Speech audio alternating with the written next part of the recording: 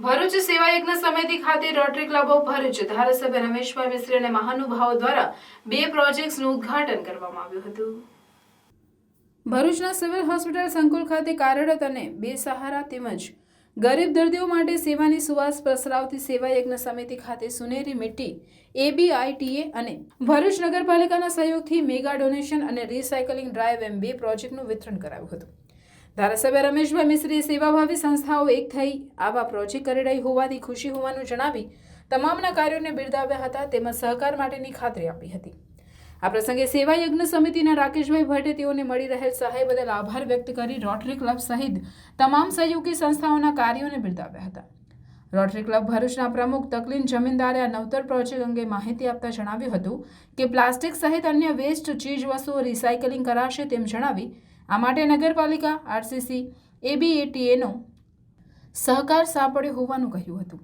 આ પ્રસંગે પાલિકા પ્રમુખ વિભૂતિભાઈ યાદવ, RCC પ્રમુખ શૈલેષ દવે સહિત અન્ય સંસ્થાઓના હોદ્દેદારો અને કાર્યકરો ઉપસ્થિત રહ્યા હતા।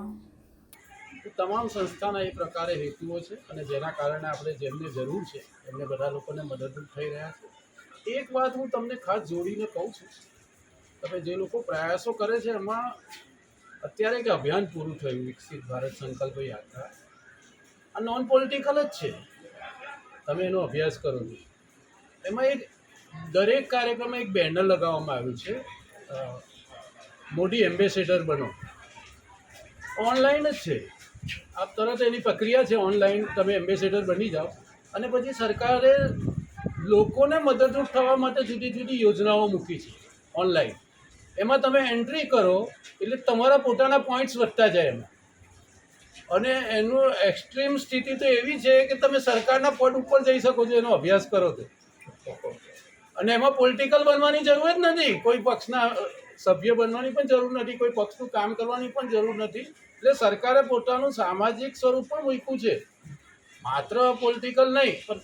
એટલે મારું એક તો મોદી એપ ડાઉનલોડ કરીએ અથવા તો આના એમ્બેસેડર બનીએ વિકસિત ભારત સંકલ્પ યાત્રા, જેમાં 17 યોજના સરકારે પહેલીવાર આઝાદીના ઇતિહાસમાં એવી જાહેર કરી છે કે જેમાં આગામી 2-3 મહિનામાં સેચ્યુરેશન સુધી જવું છે। કેમ કે ભરૂચની બધી મોટાભાગની સંસ્થાઓ અને એમાં પણ ખાસ કરીને rotary club of Bharuch, Ankleshwar Bharuch IT association, Suneri Mitti foundation, પછી rotary community corps, Bharuch Nagar Seva સદન અને આપણા લોકલાડીલા MLA સાહેબ, એ સર્વે બધા ભેગા થઈને આજે અમારે જે જરૂરિયાત છે અનાથ માણસોની એ વસ્તુઓ એ લોકો પૂર્તિ કરવા આવ્યા છે।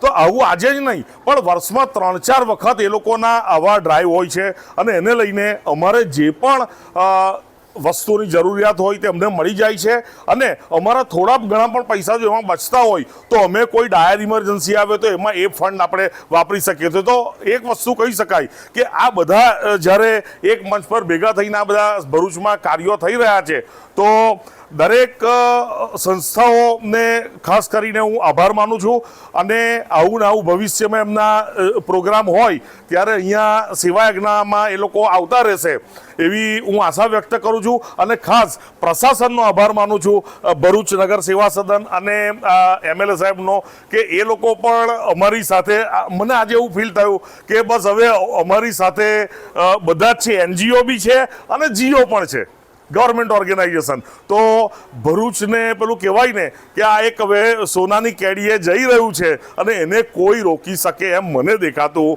નથી। વાણીને વિરામ। Yes.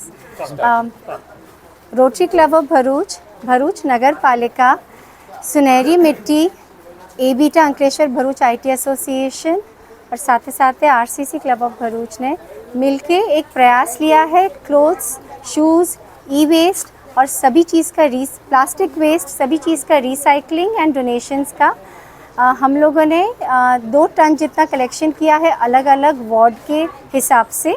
और जो सब स्कूल्स भी हर वार्ड में हमारे साथ एसोसिएटेड है उन लोग का भी हम बहुत थैंक यू बोलना चाहते हैं। हमारे साथ आज हमने डोनेशन ड्राइव शुरू करा है हमारे MLA सर श्री रमेश भाई मिस्त्री और प्रेसिडेंट मैम नगर पालिका के विभूतिबेन यादव के साथ, और ये हमने शुरू किया है सेवा यज्ञ समिति पे। हम इसी तरह से पूरा डोनेशन और रिसाइकलिंग वेस्ट का जो है उनको हम अपस्किलिंग में भी भेजेंगे और जो डोनेशन है उसको हम भरूच के ऐसे विस्तार में देंगे जहाँ पे उनकी बहुत ज़रूरत है।